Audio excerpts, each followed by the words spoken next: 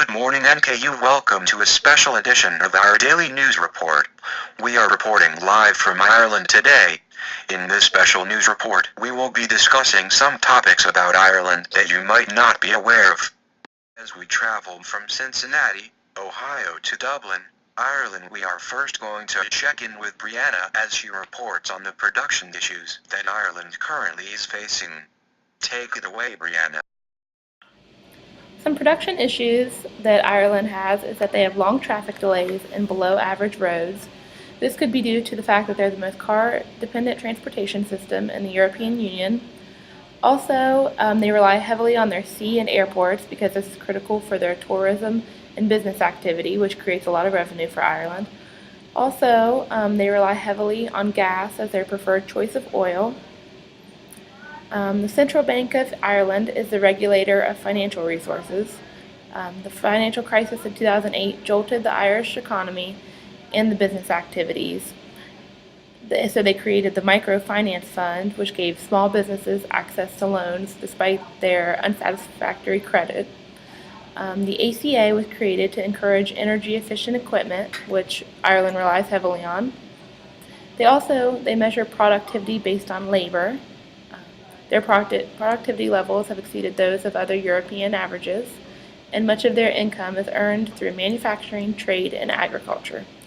The land area in Ireland has been compared to Nebraska, and over half is used for agriculture, which demonstrates how much they rely on agriculture to fuel their economy. Thank you, Brianna, for that report on Ireland's production issues. Now we travel about 143 miles to Cork, Ireland, where Jordan is reporting live to talk about the investment risk of Ireland. Over to you, Jordan. The investment risk. Attitudes towards investment. Ireland has a low tax rate that is 12.5% compared to others that are 15 to 35%. With their tax being so low, this brings attraction to them to have competitors. Not only do competitors look at Ireland as a whole, but they look within the country as well. And, quote, in late 2011, the Commission announced a commitment of 250 million euros to a new Irish infrastructure investment fund, which is seeking up to 1 billion euros from institutional investors in Ireland and overseas. Ireland encourages investments in their country and within their country, looking at smaller businesses. The business risk. Since Ireland relies heavily on foreign trade, mainly from the United States and the United Kingdom, what happens in those countries greatly affects Ireland. When the United States had financial trials in 2008, it affected Ireland as well and took part in the recession. This led to unemployment rates reaching at its all-time high. The Irish Human Rights Commission, the IHRC, found 127 recommendations on how Ireland could improve its human rights record, although only 108 were actually accepted. Tariff and non-tariff issues. The FTA with South Korea states, the agreement tackles both the import tariff duties but also the more non-tariff barriers to international trade. It will relieve exporters of industrial and agricultural goods from paying tariffs.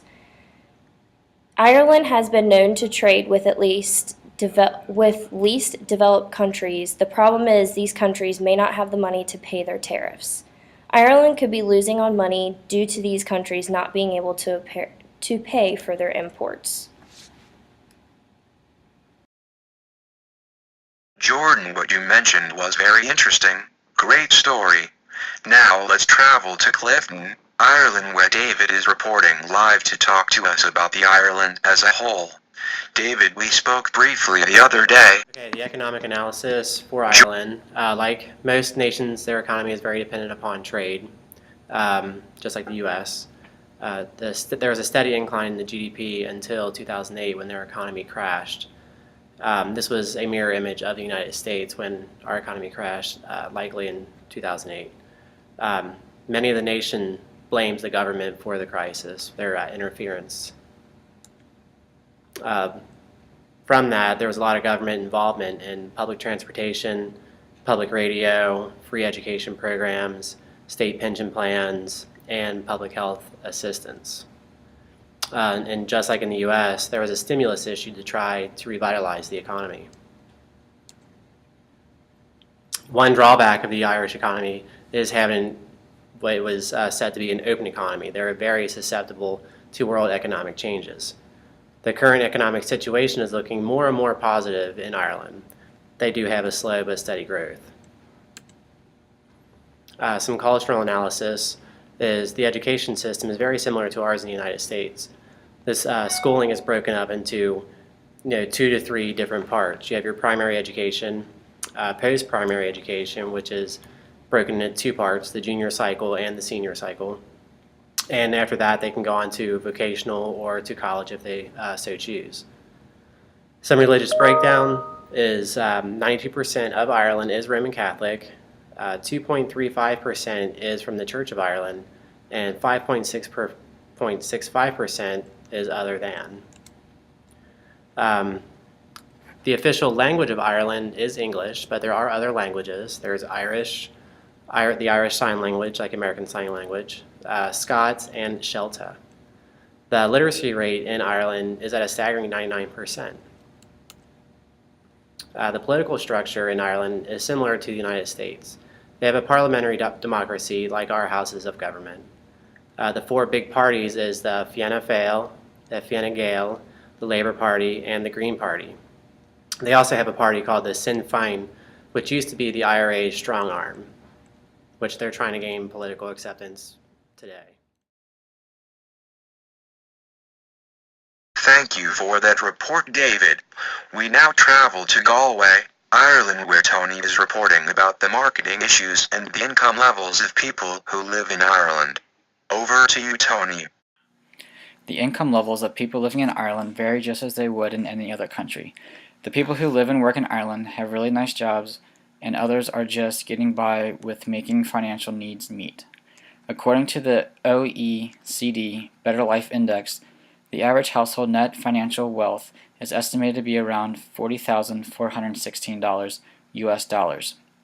When figuring out the average household income, the cost of living has to be accounted for. The Purchasing Power Parties, or PPP, is one of the factors that is put into action when making this decision.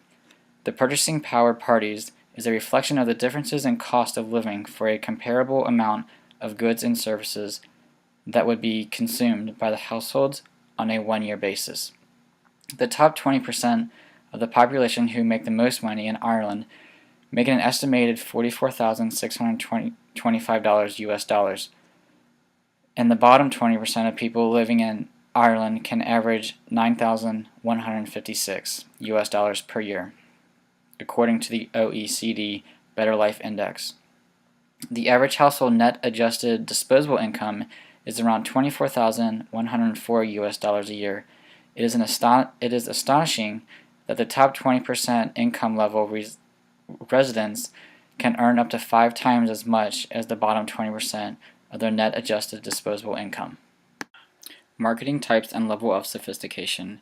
Since the ratification in 1987 of the Single European Act and Ireland's implementation on January 1, 1993, the European nation has transformed itself into a frontier-free single market, according to an article written by the European Commission. This type of market has been known to be like none other in the world, allowing for the Irish businesses to have competitive advantage over many others. The principle of the single market is supported by 4 freedoms, and each member state must provide to its citizens and to those other member states. The first freedom that supports the single market is the free movement of people. Citizens of Ireland have the freedom to move freely across borders throughout the country. The second freedom is the freedom of movement of goods. Throughout the Union, the delivery times of goods and the cost of transportation of goods has decreased. Products that are legally sold in the country can be sold in any of the surrounding member states. Prices of goods and services are now kept at a competitive level because the domestic producers must now compete with competitors in other member states. due to the level of competition. Improved enhancement by the creation of single currency will keep prices lower for the consumers. The third is free movement of services. Although the market for services is not as open as the market for consumers' goods, there has been greater efforts being made to improve the availability of services throughout the Union and to the people who live in Ireland. The final freedom is free movement of capital. The single market brings a consequence. The prohibition of flow of capital is also being reduced. Thank you, Tony. I would also like to say thank you to our other news anchors covering this special report on Ireland today. Okay, NKU, until the next special report, study hard and keep making NKU proud.